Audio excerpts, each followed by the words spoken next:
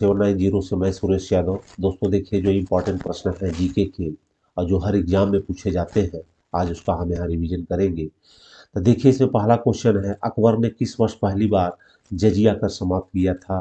तो 1564 में। अकबर ने पहली बार जजिया कर 1564 ईस्वी में समाप्त किया था।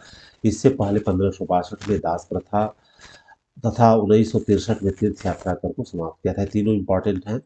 1564 में जजिया कर, 1562 में दास और 1563 में तीर्थ यात्रा। तीन तीन 63 हाँ, समाप्त कर दिया। अमरकोट के राजा बीर साल के यहाँ 15 अक्टूबर 1542 में हमीदा बानो बेगम के गर्भ से अकबर का जन्म हुआ। अकबर का राज्य से 14 वर्ष की आयु में 14 फरवरी 1556 को पंजाब के गुरदास जिले के निकट कलानौ नामक स्थान पे हुआ था। तो वेरी वेरी इंपॉर्टेंट है, सारे प्रश्न देख लीजिएगा।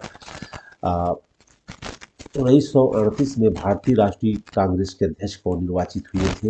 यह सुभाष चंद्र बोस हुए थे। कौन हुए थे? सुभाष चंद्र बोस। 1938 में भारतीय राष्ट्रीय कांग्रेस के हरिपुरा अधिवेशन की अध्यक्षता सुभाष चंद्र बोस ने की थी।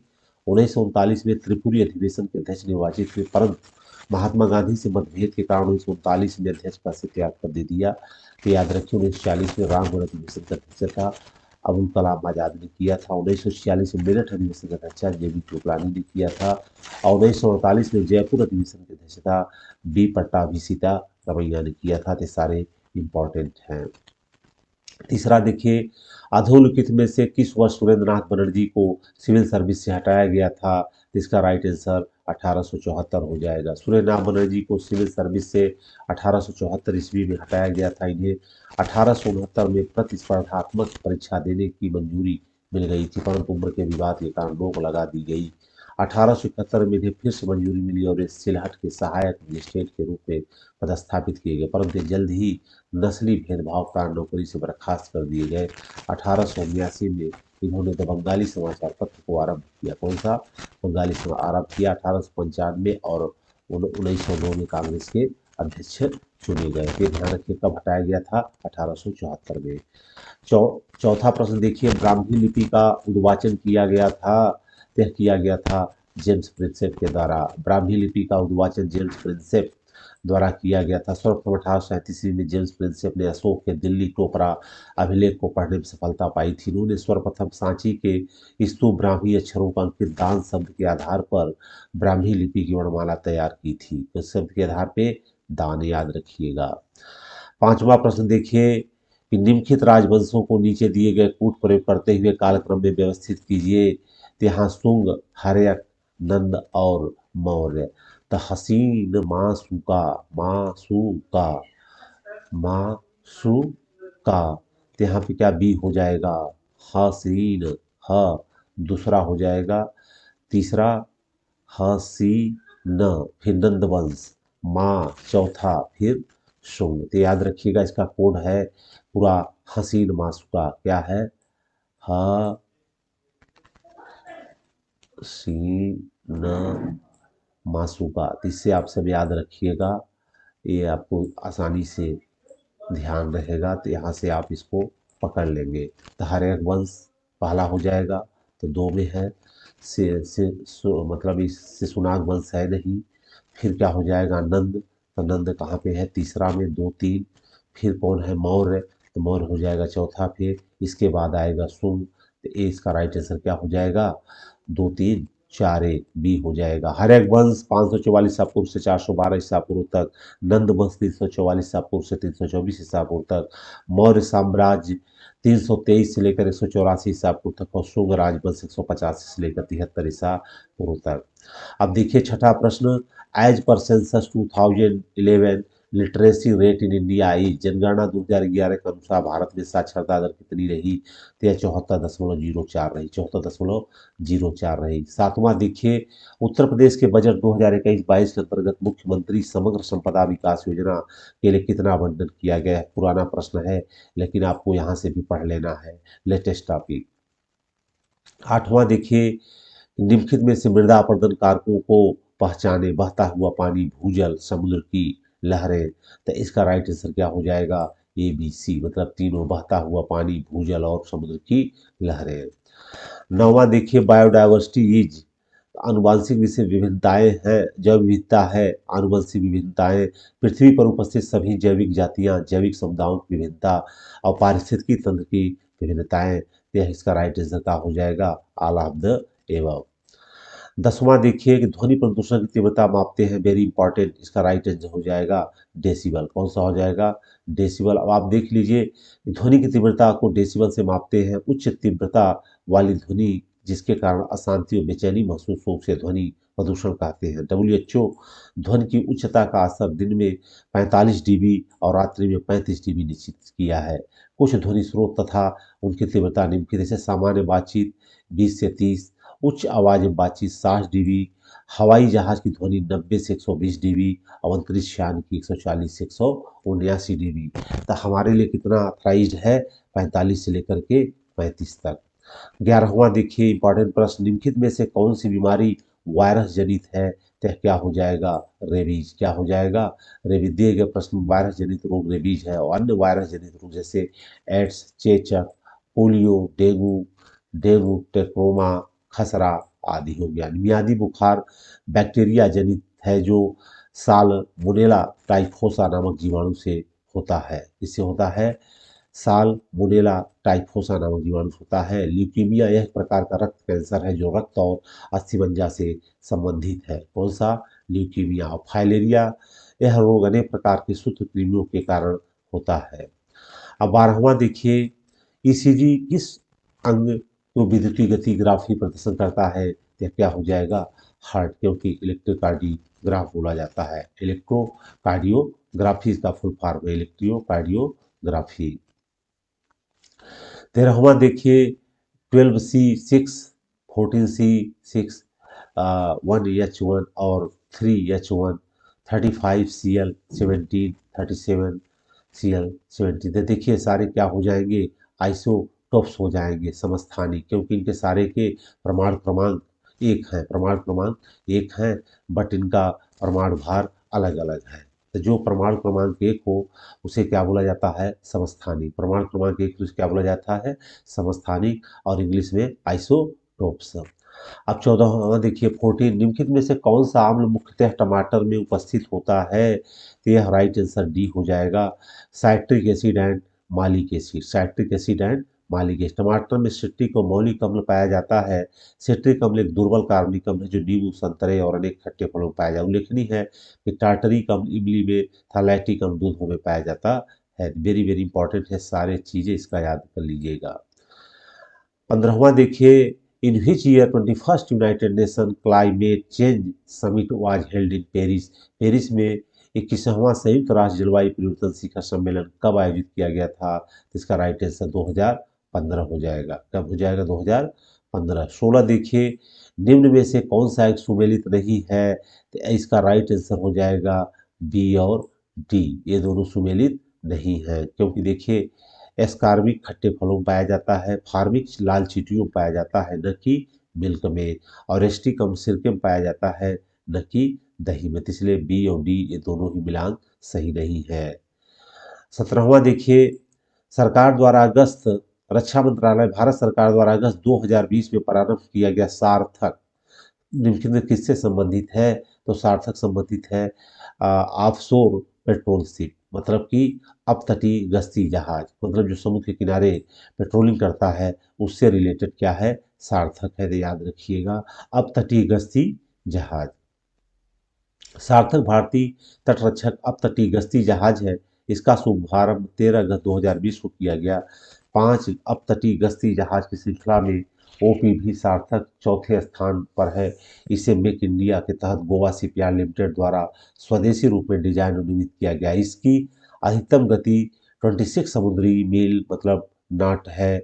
इस जहाज को 2 इंजन वाले एक हेलीकॉप्टर, उच्च गति वाली 4 नाव और स्विफ्ट बोर्डिंग तलाशी बचाव ऑपरेशन के लिए एक हवा वाली नाव को चढ़ाने और ले जाने का रूप बनाया गया है।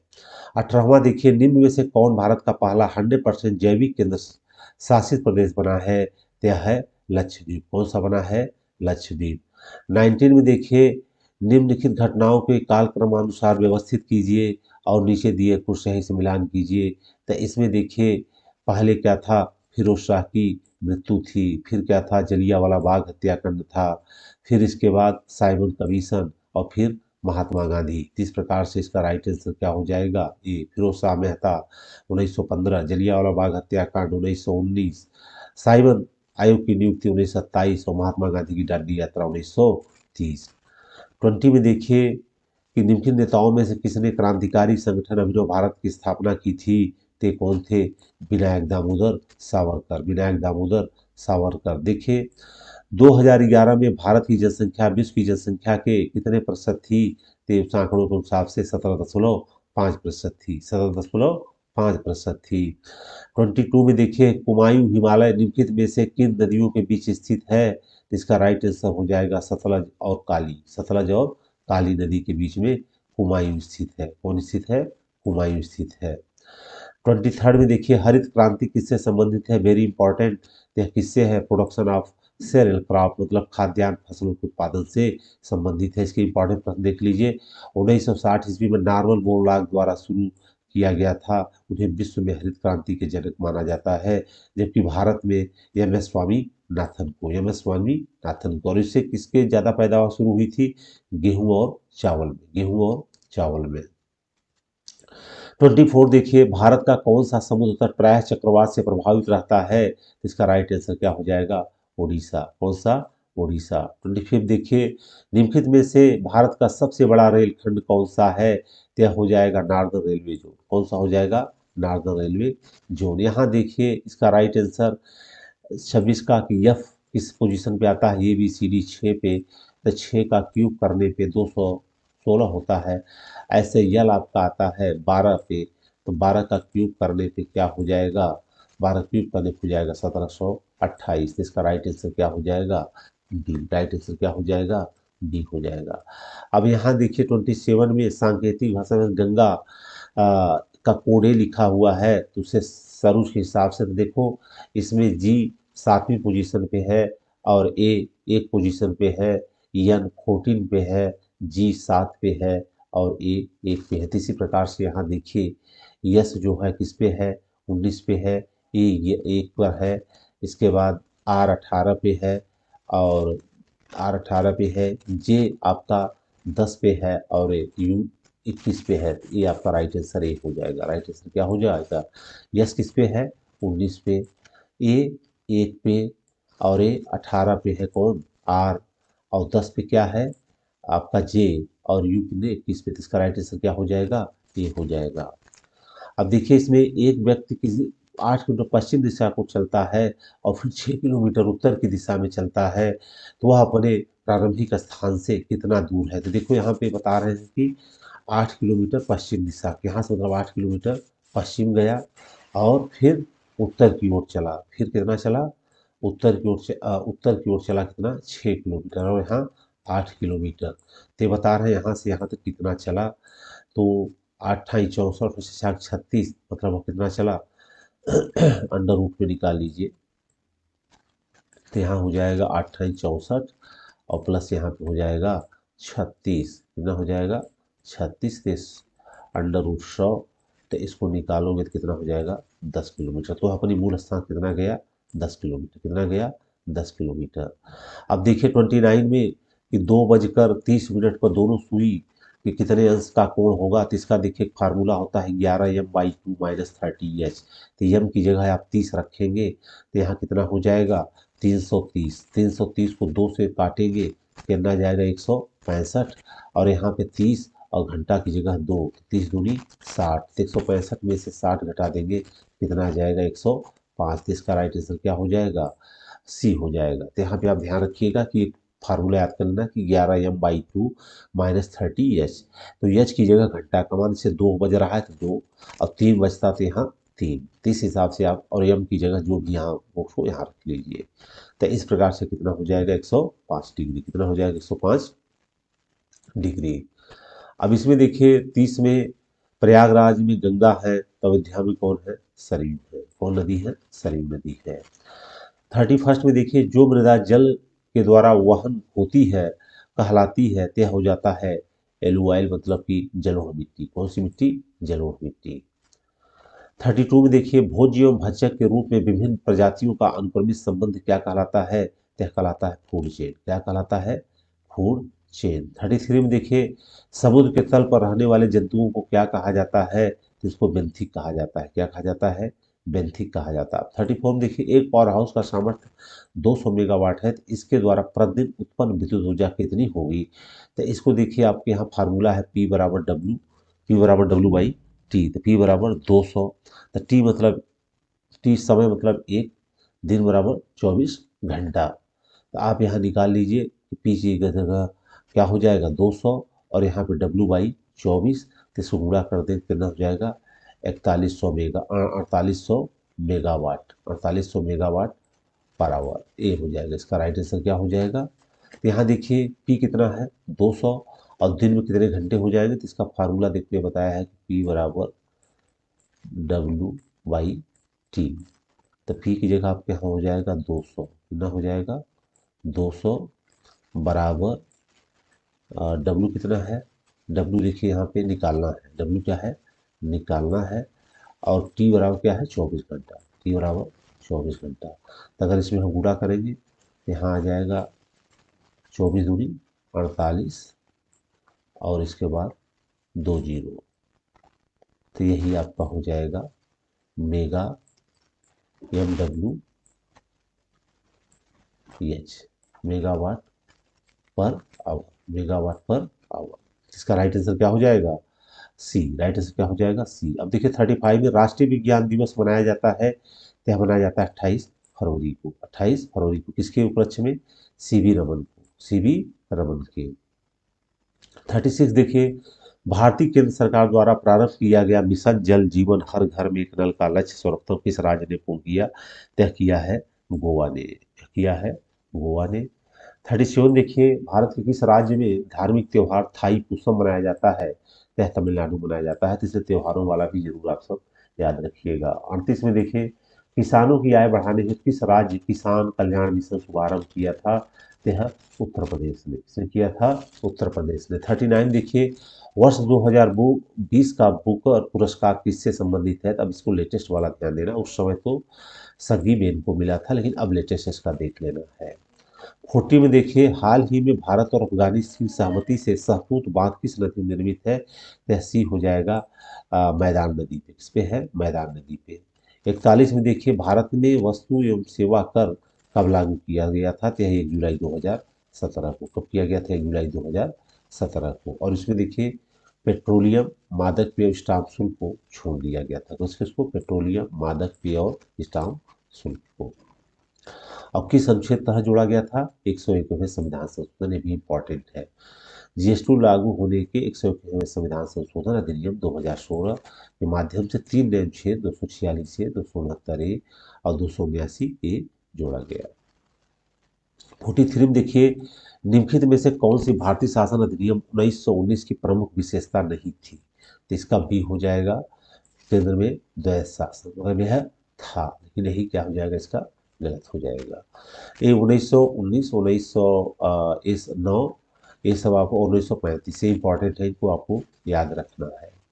44 देखिए तंजौर के बृहदेश्वर मंदिर का निर्माण किसने कराया था? यह राजराज प्रथम ने करवाया था।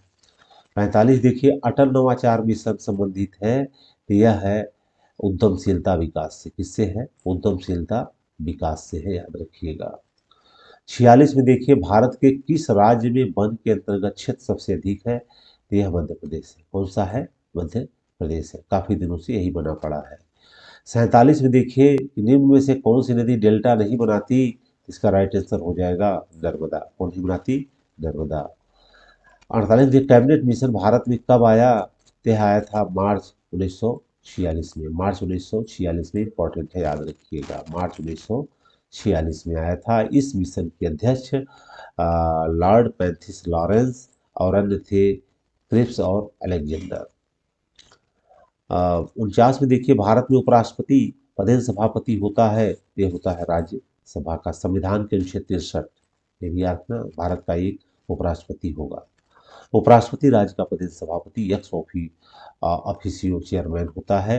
भारत उपराष्ट्रीय पद संबंधी प्रावधान अमेरिका के संविधान से लिया गया है। वह राष्ट्रपति के पश्चात देश का दूसरा सर्वोच्च अधिकारी होता है। उल्लेखनीय है कि अनुच्छेद 67 के अनुसार उपराष्ट्रपति कार्यकाल 5 वर्ष का होता है, किंतु कार्यकाल समाप्त होने से पहले वह राष्ट्रपति को त्याग पत्र दे सकता है। तो सभी इंपॉर्टेंट है, पहले तो ध्यान रखिएगा कि आर्टिकल 63 के तहत इस पद का सृजन हुआ है। 50 में देखिए, how many subject are there in the 11th schedule of Indian constitution. भारतीय संविधान की 11वीं अनुसूची में कितने विषय हैं या कितने विषय? 29। भारतीय संविधान की 11वीं अनुसूची में कुल 29 विषयों को शामिल किया गया है। उल्लेखनीय है कि 11वीं अनुसूची संविधान 73वें संविधान संशोधन 1992 में के माध्यम से जोड़ी गई, जिसमें पंचायती राज संस्थाओं को संवैधानिक दर्जा प्रदान किया गया और इसके द्वारा पंचायतों का गठन, संरचना, निर्वाचन, सदस्यों की अर्हताएं एवं निरअर्हताएं, पंचायतों की शक्तियों, प्राधिकार और उत्तरदायित्व आदि के लिए प्रावधान किए गए। इस अधिनियम का अभिपालन करने वाला प्रथम राज्य कौन बना? मध्य प्रदेश का। मेन देखिए, देख लीजिएगा इसमें कितने अनुसूची है, तो 29 है। तो दोस्तों आज के लिए बस इतना ही। अगर यह वीडियो अच्छा लगा है तो इसको आप लाइक करिएगा और ज़्यादा से ज़्यादा दोस्तों में शेयर करिए और हमारे चैनल को आप सब्सक्राइब अवश्य कर लीजिए, जिससे कि हमारा मोटिवेशन मिलता रहे। फिर हम नए वीडियो के साथ मिलेंगे। जय हिंद, जय भारत।